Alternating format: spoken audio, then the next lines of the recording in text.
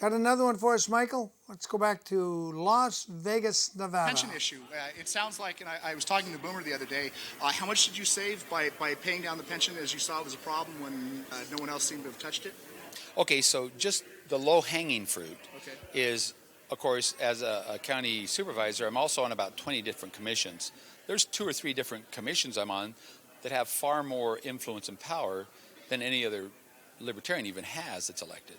But on one of these, RCTC, or Riverside County Transportation Commission, my first meeting with that as being on the executive board, I said, do we know what the unfunded liability is for our staff in RCTC? And your pensions. And so what they came back the next month, and I kind of forgot about it, but the executive director says, hey, Jeff, we have an $8.1 million unfunded liability just with the staff of RCTC, which is tiny compared to my county staff. Okay.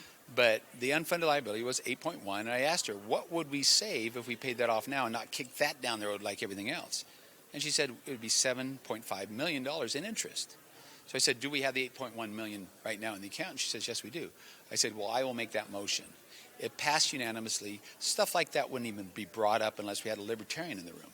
And not only that, they're not using the money on something else that just happens to come up. No. This is just called fiscal prudence, fiscal responsibility, and just having someone with those principles that cannot be compromised.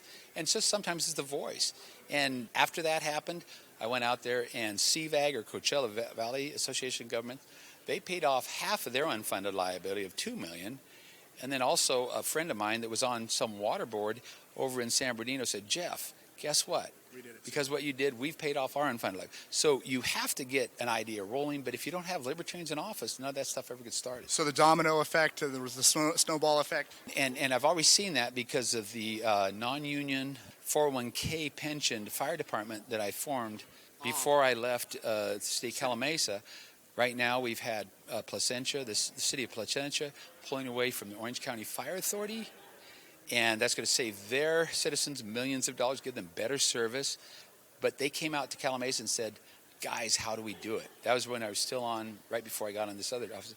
And also the city of Canyon Lake. We are having cities now follow, but it takes a Libertarian to be bold enough to go against these special interests. Yeah. And start working for the people that put them in office. And one can hope that the community could see that, and then perhaps even spring up the idea that being a libertarian isn't a bad thing, or in fact and one person jumping into the position and then causing sort of the ripple effect that you've caused. Look, I'm going to say something that's very, very controversial, especially in this room at Freedom Fest. Right. There are good Republicans and good Democrats. That is controversial. And when I say that, I mean good. Yeah. They're good at governing. They're set in their ideology or whatever, but they know how to work and they know how to get things done. Yeah. Now, whether those things are good or bad, that's up to our ideology. Yeah.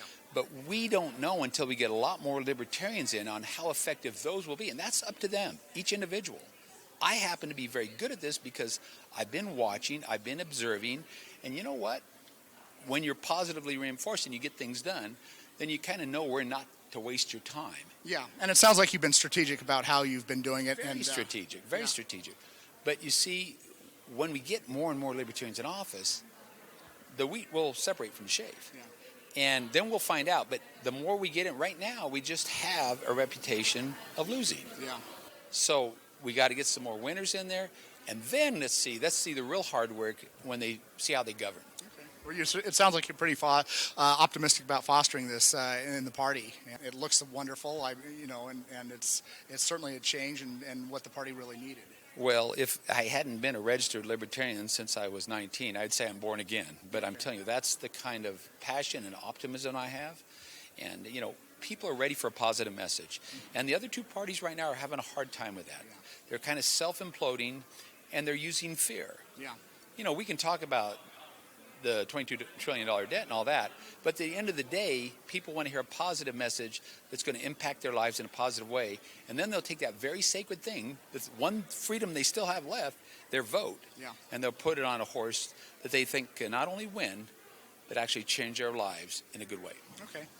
Anything you want to plug? Anything you want to push? Having a good time at the convention? Oh, God, listen, when I was a kid, I lived in Southern California. I can tell you I went to Disneyland 8 times. In fact, when I was feeling suicidal as a kid, I go, wait, if I kill myself, I can't go to Disneyland again.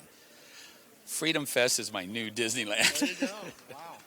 Well, excellent. All right. Well, Mr. Hewitt, thank you so much for doing what you're doing. Thank you, Michael. Putting some win into the Libertarian Party, and hope our viewers appreciate and get your message. And I think, I think it resonates with the average citizen, the need to have fiscal responsibility and do the right thing. And I think that's what the party is trying to. And if you stay consistent and you get things done, you're building up trust.